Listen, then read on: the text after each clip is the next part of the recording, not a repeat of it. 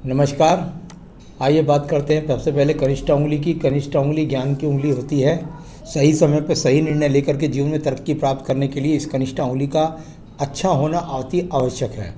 यहाँ पर कनिष्ठ उंगली आपके सूर्य के पहले कट तक नहीं पहुँची है, यानी कि कुल मिलाकर के कोई भी काम जल्दबाजी में ना करें। इस बात का आपको विशेष रूप से ध्यान रखना है। यानी कोई बड़ा जीवन का जब भी कोई बड़ा काम हो तो उसमें अपने हितैषियों से थोड़ा सा सलाह करके अगर काम करेंगे तो आपके जीवन में ज़्यादा आपको तरक्की मिलेगी। यहाँ पर यदि बात करता हूँ मैं आपकी सूर्य की उंगली की, सूर्य की उंगली यश और मान सम्मान के लिए जानी जाती है। यहाँ पर अच्छे खासे परिवार से आप पैदा हैं, प्रतिष्ठित परिवार से। साथ ही साथ ये बीच का गैप जब शनि और सूर्य की उंगली के बीच में होता है तो व्यक्ति चाहकर भी अपने माता पिता की सेवा नहीं कर पाता, चाहे उसका कारण कुछ भी क्यों ना हो। अब बात करूंगा यहाँ पर आपकी तीसरी उंगली की, जिसको बोलते हैं शनि की उंगली। और शनि की उंगली यहाँ पर यदि देखता हूँ तो अपने आप में इस बात को बताती है कि आपके जीवन के अंदर ये जो थोड़े से कट हैं तो थोड़ा सा पैसे के लेन देन में आपको सतर्कता रखनी चाहिए। किसी को बिना गारंटी के पैसा ना दें, वरना वो आपको लौटा करके नहीं देगा। और यदि स्वास्थ्य के हिसाब से देखता हूँ तो यहाँ अभी कोई स्वास्थ्य खराब के इंडिकेशंस या वर्तमान में कहीं पैसा डूबने के योग नहीं दिखलाई पड़ते। इसके बाद में बात करूंगा आपकी बृहस्पति की उंगली की। बृहस्पति की उंगली शनि की उंगली के ऊपर चढ़ने के लिए एकदम तैयार है। जब इस प्रकार की स्थिति होती है तो व्यक्ति कच्चे लालच में आकर के या बहुत जल्दबाजी करके अपने जीवन में धन का नुकसान कर लेता है, या अपना धन के लिए जितनी मेहनत करके अर्ज करके लाता है उस धन को कहीं ना कहीं गलत इन्वेस्टमेंट कर जाता है। ये नीचे का छिद्र जो बना हुआ है इस बात को बताता है। तो चलिए इसके लिए क्या करना है वो हम आपको बता देंगे। अब बात करेंगे यहाँ पर आपके सीधा सीधा बुध पर्वत की। बुध पर्वत कुछ उथला है, यानी कि कुल मिलाकर कुछ यदि देखें तो कुछ उठा हुआ पर्वत है।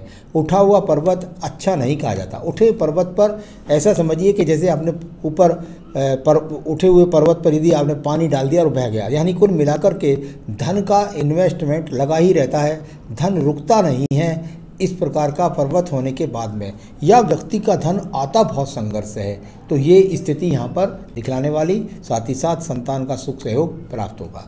आइए बात करता हूँ आपके एक और पर्वत की, जिसको बोलते हैं यहाँ पर सूर्य का पर्वत। और सूर्य के पर्वत पर खड़ी हुई रेखाएं और साथ ही साथ एक रेखा का बुध पर्वत की तरफ देखना, यानी कि यश मान सम्मान भाग दौड़ से मिलेगा।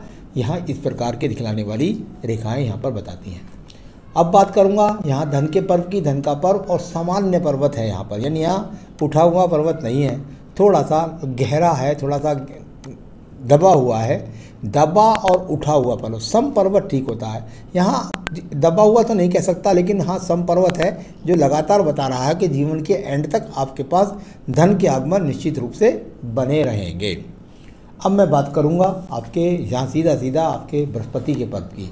यहाँ एक सुंदर सा ब्रैकेट्स बन गया है, यानी कुल मिलाकर के आपके जीवन के अंदर निश्चित रूप से आप अपना मकान बना पाएंगे, इस प्रकार को दिखलाने वाली रेखा है। और ये जब रेखा ज़्यादा मंगल पर्वत से निकलती हैं तो संतान से सुख सहयोग और अपने ज्ञान से तरक्की, ये दोनों चीज़ों को दिखलाने वाली यहाँ पर रेखा है। बृहस्पति पर्व से रेखा निकलती हैं तो ये एक इसका सवाल का जवाब यहाँ मैं आपको दे देता हूँ। चलिए बाद में देता हूँ आपको। तो यहाँ कुल मिलाकर के संतान से सुख सहयोग और बृहस्पति के कामों से लाभ। अब बात करते हैं हम यहाँ पर आपकी हृदय रेखा की। हृदय रेखा और यहाँ पर हल्की हल्की सी, यानी कोई बहुत ज़्यादा खराब नहीं कह सकते, बस हल्के से पेट खराब के कह सकते हैं, योग कह सकते हैं। तो यहाँ थोड़ा सा आपको ध्यान करना है। कुछ यहाँ को गिरते हुए त्रिकोण जब यहाँ दिखाई देते हैं तो थोड़ा सा यहाँ स्वास्थ्य के प्रति, जैसे कोलेस्ट्रॉल है, शुगर है, या आने वाले समय में इन चीज़ों से आपको सावधानी रखनी चाहिए। तो हृदय रेखा किसी प्रकार का बहुत ज़्यादा रहस्यमय व्यक्ति नहीं है आप, कि कोई बहुत ज़्यादा मन की बात छुपा नहीं जाते, खुल करके बोलते हैं और अपने आप की प्रस्तुति सही तरीके से रखते हैं।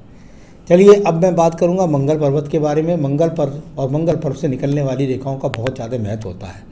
यहाँ पर जितनी रेखाएं एक दूसरे को काटने वाली होती हैं वो व्यक्ति के साहस में कमी लाती हैं, परंतु यहाँ साहस के द्वारा निकल करके आपके सूर्य पर्वत तक भी रेखाएं जा रही हैं, यानी कि सूर्य पर्वत से भी सहयोग। और यहाँ इस तरह से निकल करके यहाँ भाग्य रेखा के साथ भी संबंध है। कुछ रेखाएं यहाँ से निकल करके राहु रेखा का रूप लेकर के जा रही हैं, वो काट रही हैं, जो जीवन में संघर्ष भी बनाती है। लेकिन कुल मिलाकर इतनी सारी रेखाओं का इस तरह से निकलना व्यक्ति के अंदर साहस भरता है, तो वो अच्छी बात है आपके पास। अब बात करेंगे इसके बाद में आपके द्वितीय मंगल पर्वत की। द्वितीय मंगल पर्वत, और अभी यहाँ पर मुझे ऐसा कोई भी चिन्ह नज़र नहीं आया जिससे मैं कह सकूँ कि आपको कोई झगड़े झंझट मुकदमे का सामना करना पड़ेगा। ऐसा कोई भी चिन्ह अभी यहाँ पर नज़र नहीं आ रहा है। बुद्धि रेखा की बात कर लेता हूँ। बुद्धि रेखा बिल्कुल समानता के अनुरूप चल करके और मंगल पर्वत तक पहुँच गई। मंगल पर्वत तक रेखाओं का जब जब संबंध बनेगा, व्यक्ति साहस के द्वारा दूर स्थानों से जुड़ करके या सप्लाई के माध्यम से दूर स्थानों से जुड़ करके व्यक्ति जीवन में धन की उत्पत्ति कर लेता है। बैलेंस रेखा का बहुत अच्छा है। कोई भी मानसिक चिंता या मानसिक उत्पीड़न किसी भी प्रकार का नहीं दिखाई देता। अब बात करूंगा यहाँ पर चंद्र के पर्वत की। चंद्र पर्वत मानसिक चिंतन के लिए, डिप्रेशन के लिए जाना जाता है, और यहाँ से रेखाएं एक उठ करके कुछ मंगल पर्वत की तरफ, कुछ आपके बृहस्पति पर्वत की तरफ, कुछ भाग्य रेखा की तरफ देखती हुई, यानी कुल मिलाकर के इसे कहते हैं वो रेखाएं जो अचानक आती जाती रहती है। यानी कि जितने ऊपर की तरफ देखेंगी उतना जीवन में संघर्ष कराएंगी, उतना जीवन में तरक्की दिलाएंगी। तो चंद्र पर्वत ठीक है, किसी तरीके का कोई ऐब नहीं दिखलाई पड़ रहा, बिल्कुल नीचे के पर्वत तक। मैं बात कर लेता हूँ इसके बाद में आपकी सीधा व्यापारिक रेखा की। भाग्य रेखा से निकल कर के यहाँ से थोड़ा सा निकली और भाग्य रेखा से जुड़ करके ये रेखा चली और यहाँ तक। यहाँ इस प्रकार की जब रेखा व्यक्ति के साथ संबंध बनाती है तो विदेशों से व्यक्ति संबंध नहीं मिलाता, यानी कुछ ही देश में या अपने शहर सिटी में आपकी भागदौड़ को से आप अपने जीवन के अंदर अपना व्यापार करेंगे तो आपको लाभ प्राप्त होगा। इस प्रकार की रेखा यहाँ आपके पास, यानी कि सूझबूझ वो है जिससे आप व्यापार कर सकते हैं। तो चलिए, ये भी अच्छी एक इंडिकेशन मिला। अब करेंगे आपकी भाग्य रेखा के बारे में बात। भाग्य रेखा यहाँ से निकल कर के और बिल्कुल आपके जीवन में ऐसा नहीं है कि आपने एक रूपता के साथ अपना जीवन बिताया है। आपके जीवन में कई बार आपको परिवर्तन का सामना करना पड़ा है। इन भाग्य रेखाओं ने बताया है कि स्थान परिवर्तन, कार्य परिवर्तन आप समय समय पर करते रहे हैं। यहाँ राहु रेखाओं ने भी काटा है। अब बात करता हूँ यहाँ 52 से 53वें वर्ष में आप चल रहे हैं उसके बारे में। यहाँ 52 से 53 वर्ष में जब मैं आपको देखता हूँ तो यहाँ 52-53, जरा मिटाइए इन रेखा को यहाँ से। नहीं, अभी जो पीछे से कुछ काम चलता रहा है वो भी चलेगा और एक नए काम की शुरुआत भी आप कर सकते हैं, ऐसा यहाँ से दिखलाई देता है। तो चलिए, ये भी अच्छा खासा इंडिकेशंस हैं, कोई ख़राब स्थिति यहाँ पर भी नहीं है। कोई राहु रेखा का रोल यहाँ नहीं है, यानी अचानक से धन आने का कोई भी रोल यहाँ पर नहीं है। अब मैं बात करूँ आपके सवालों की। भविष्य में आगे लोन एंड फाइनेंस स्थिति कैसी है, अब यहाँ बोलता हूँ। देखिए, जहाँ आपका ये 52 से 53 वर्ष है, यहाँ पर कुछ स्क्रैचेस आपकी रेखा के अंदर आए हुए हैं। यानी आप इस समय पे ज़रा अपने आप खर्च पर नियंत्रण रखें, साथ ही साथ किसी अनावश्यक रोग में किसी तरीके से हो सकता है साल 1.5 साल के अंदर आपको कोई गलत तरीके से इन्वेस्टमेंट कर जाए तो नुकसान न हो जाए, ज़रा संभल करके चलना है। मकान की संभावना के योग मैंने यहाँ से नोट कर लिया है और जन्म पत्री में और दे दूँगा, तो एक साथ करेक्शन करके आपको एक साथ बोल दूँगा। आयु एवं स्वास्थ्य कैसा रहेगा, कोई बीमारी के संकेत कि इस उम्र में तो नहीं। तो चलिए, वर्तमान की स्थिति में तो कोई बहुत बड़े रोग की स्थिति दिखाई देती नहीं है। और जीवन में आगे के लिए अगर कहें तो मैंने आपको बता ही दिया कि थोड़ा ध्यान रखना है आपको कोलेस्ट्रॉल का, शुगर का, बीपी जैसे स्थितियों का, तो थोड़ा उधर आपको ध्यान रखना है। कोई बहुत बड़े रोग का संकेत यहाँ पर कहीं भी नज़र नहीं आता। जीवन में आगे आध्यात्म की ओर जाएगा या विलासिता की ओर। देखिए, आपका केतु और राहु स्थान का कहीं भी ऐसा संबंध नहीं मिला जिससे मैं ये कह सकूं कि आपका दिमाग बहुत ज़्यादा आध्यात्मिकता की तरफ जाएगा।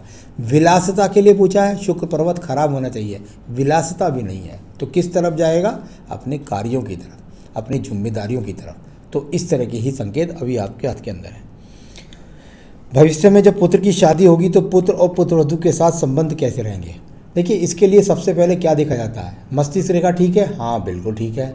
क्या बुद्धि है आप में, हाँ बुद्धि भी ठीक है आपके अंदर।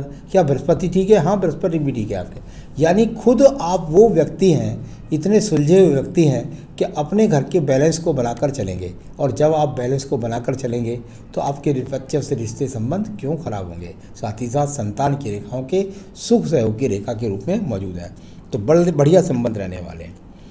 आपने काम पूछा था, तो देखिए, मुझे जो काम था, जब मैं बृहस्पति पर बोलता रुक गया था, तो बृहस्पति का बहुत अच्छा रोल है आपके यहाँ पर हाथ में। इसमें क्या होता है, जैसे स्कूलों के काम हैं या फूड प्रोडक्शन के काम हैं, तो उस तरह के कामों में ज़्यादा, यहाँ ऐसा नहीं लगता कि केमिकल के काम से कोई या प्रॉपर्टी के काम से कोई आपको लाभ मिलने वाला है, तो ऐसा नहीं लगता। आपने कहा आगे बिजनेस, तो बिजनेस मैंने बोल दिया कौन कौन से आपके लिए सही रहेंगे, कौन सा समय कामों के लिए उपयुक्त रहेगा, कौन सा समय का जहाँ तक सवाल है, कौन सा समय, तो चलिए अभी लगता है 1.5 साल और रुकना पड़ेगा, उसके बाद ज़्यादा अच्छा रहेगा। झगड़ा कोर्ट केस कोई भी नहीं है, तो आपके सारे हाथ को देखा, सब रेखाओं को देखा, शुक्र पर्वत यहाँ ठीक ठाक है, संसाधनों की ईश्वर कृपा से कोई भी कमी नहीं है, तो ये भी अपने आप में अनुकूल निकला। यहाँ बात करते हैं आयु रेखा की, तो आयु रेखा आपके पास बिल्कुल निश्चित रूप से 80 वर्ष के आसपास तक है, तो अच्छी खासी आयु रेखा भी आपके हाथ के अंदर मौजूद है। नमस्कार।